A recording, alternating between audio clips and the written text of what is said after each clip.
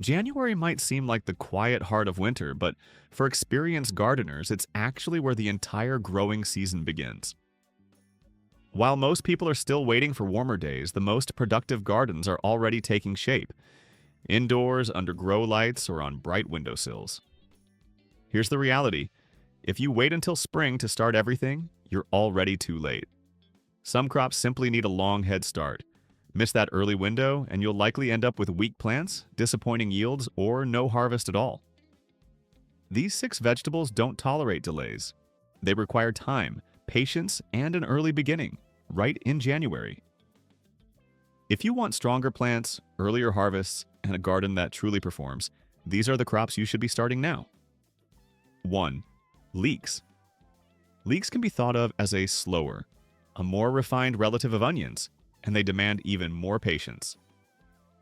Unlike onions, leeks are grown not for bulbs but for their long, thick, pale stems. Developing that size takes time, often 5 to 6 months or more, which is exactly why January is the perfect moment to start them. If leeks are planted too late, they rarely recover. Instead of forming thick, tender stalks, they stay thin and weak, even if you provide perfect care later on. When started in January, leeks grow slowly at first. Above the soil, progress may seem minimal, but underground, the roots are developing strength. This slow start isn't a problem. It's actually what allows the plant to grow large and productive later. Once established, leeks are highly tolerant of cold. Early transplants can handle cool spring temperatures much better than many other vegetables. But this only works if the plants are already strong by the time they're moved outdoors, which is another reason early sowing is so important. To start them, sow seeds in trays or containers, placing them slightly deeper than onion seeds. Keep the soil evenly moist and provide steady, bright light. Leeks are sensitive to stress, so fluctuations in watering or lighting can slow their growth permanently. As they develop, you'll notice upright, sturdy leaves forming. By spring, the seedlings should be thick enough to transplant into trenches or deep holes. As they grow, soil is gradually added around them, a process called blanching, which creates those long, white, tender stems. By autumn, properly started leeks reward you with thick, mild, sweet stalks that often improve in flavor after exposure to cold. Some can even be harvested through frost or light snow. Leeks started too late rarely reach this level of quality. January is what separates thin, disappointing plants from strong, harvest-ready crops. 2. Onions. Onions are one of those crops that quietly punish impatience. They don't adapt well to shortcuts, and if you want large, well-formed bulbs, an early start isn't optional, it's essential. What makes onions unique is how they form bulbs. Unlike most plants, their bulb development depends on day length rather than temperature. As days grow longer in late spring and early summer, onions receive a signal to stop producing leaves and begin forming bulbs. If the plant is still small at that moment, the outcome is predictable: small onions regardless of how well you care for them afterward. Starting onions in January gives them a critical advantage. Those extra weeks indoors allow them to develop strong roots and thick leaf bases before they ever face outdoor conditions. Each leaf formed early becomes a layer in the final bulb, so more early growth directly leads to larger onions. Growing from seed also opens up far more variety than using sets. You can choose sweet onions, storage types, red, white, or yellow varieties, and select the right day length type for your region. Whether long day, short day, or intermediate, all benefit from an early start, especially in cooler climates. Sow seeds densely in shallow containers, covering them lightly with soil.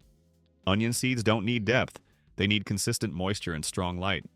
Within 1 to 2 weeks, thin, grass-like seedlings will appear.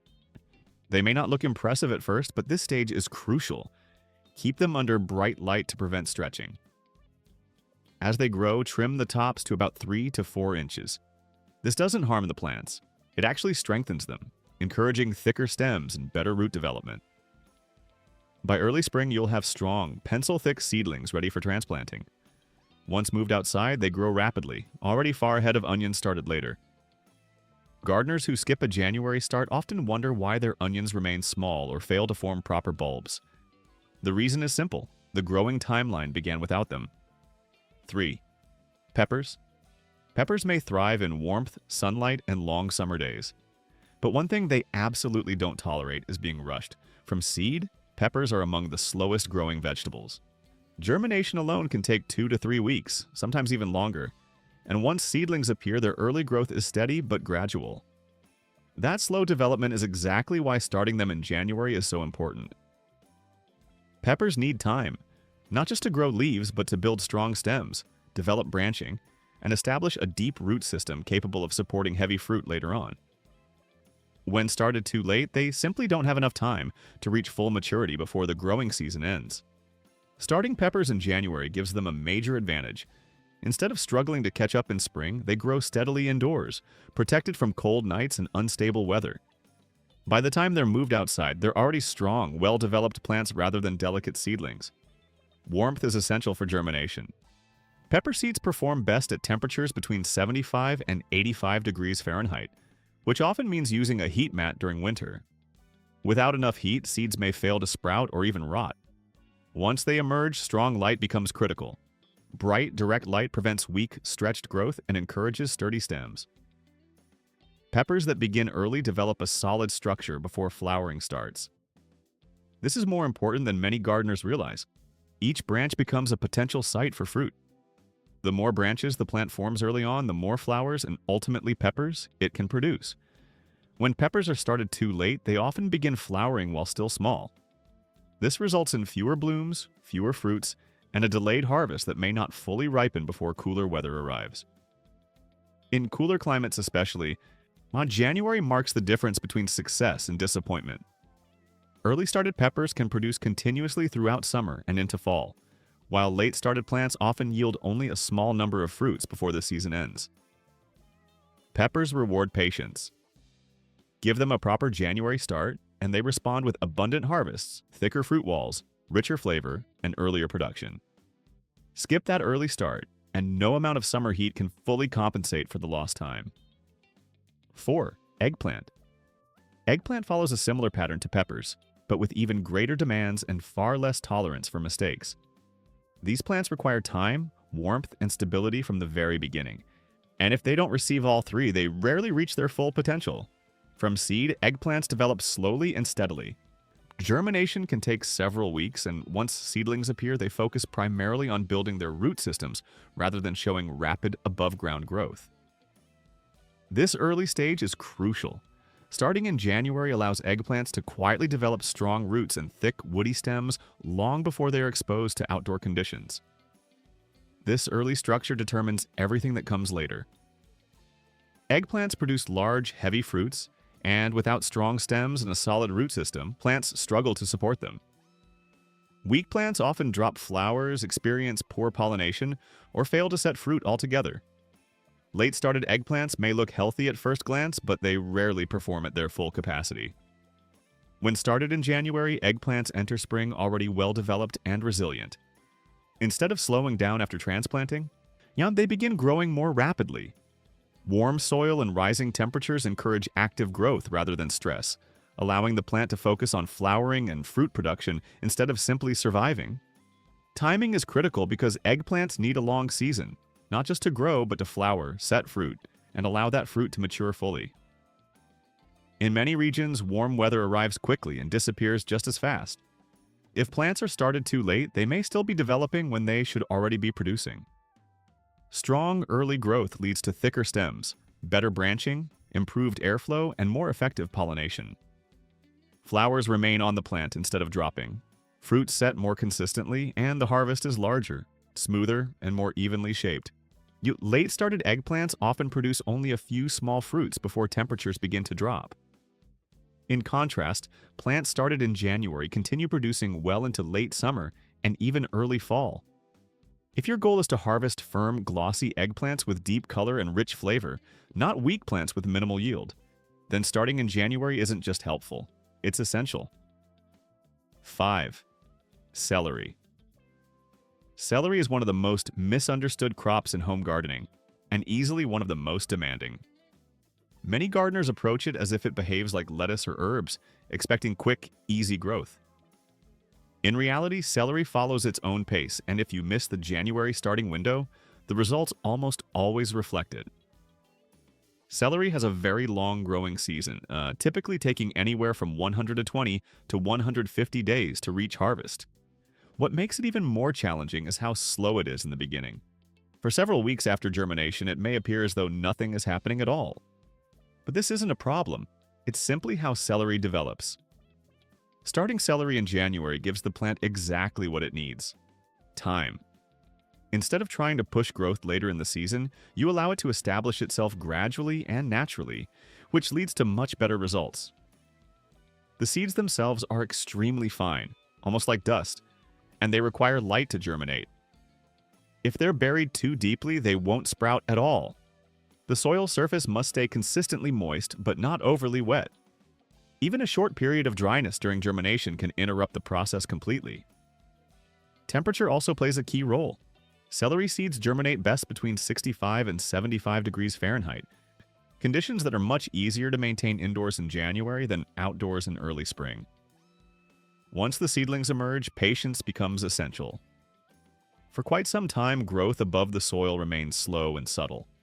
Thin stems and small leaves develop gradually, often testing your patience.